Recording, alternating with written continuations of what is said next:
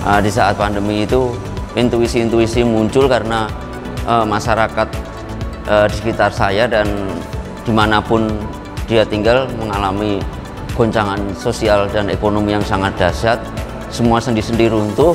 Kemudian saya pun juga merasakan, dan dari situ banyak karya yang lahir di era pandemi. Setelahnya kemudian peristiwa perang juga muncul. Semua hal yang menurut saya rekam melalui mata, kemudian pikiran saya bekerja dan turun ke hati, saya keluarkan lewat rasa. Jadi saya banyak menyimpan memori-memori peristiwa itu di rasa, karena rasa itu menurut saya campur aduknya antara kebahagiaan, kesenangan, kesedihan, kemudian ledakan-ledakan emosional, itu semuanya campur baur di rasa.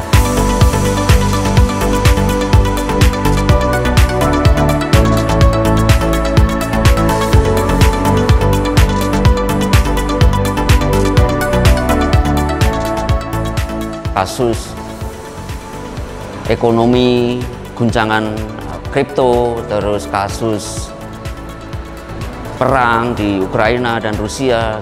Tapi saya juga melihat dan merasakan lingkungan kecil atau lingkungan tinggal saya. Teman saya sendiri menjadi sumber pengkaryaan saya, karena menurut saya ada hal yang patut saya ambil, kemudian saya tuangkan ke dalam karya melalui bahasa simbol. Jadi semua peristiwa hari ini yang menurut saya menarik, saya simpan dulu, kemudian saya keluarkan di saat yang pas. Saat pas itu maksudnya ketika saya berhadapan dengan kanvas dan atau paper.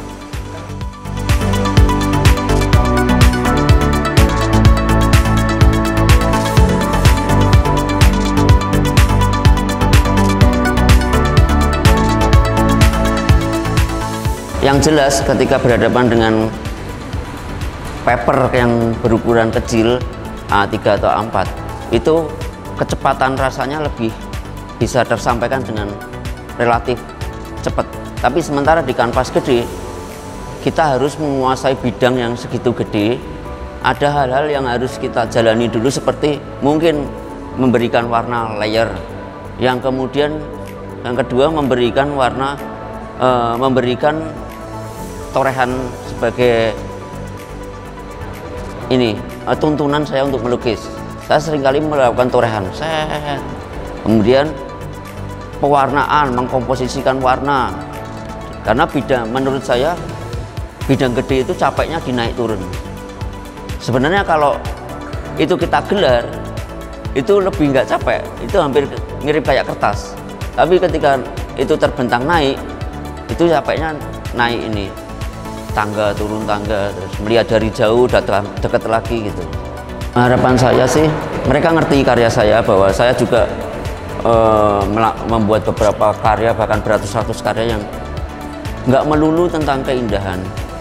Karena saya melihat dewasa ini banyak karya-karya yang muncul itu tentang dunia main-main semua, Mas. Dunia main-main, warnanya ya gitu-gitu mulu, responnya anime ya kan. Padahal di luaran sana itu banyak masalah gitu. Dan saya harap dari ketika pengunjung datang ke pameran saya melihat bahwa ini loh masalah-masalah yang kita hadapi. Terus mereka semoga bisa memaknai karya saya sebagai satu sumber inspirasi untuk menggali ulang ke dalam dirinya sendiri, agar apa yang ada di diri itu direfleksi ulang, memunculkan kesadaran baru untuk menghadapi realitas hari ini.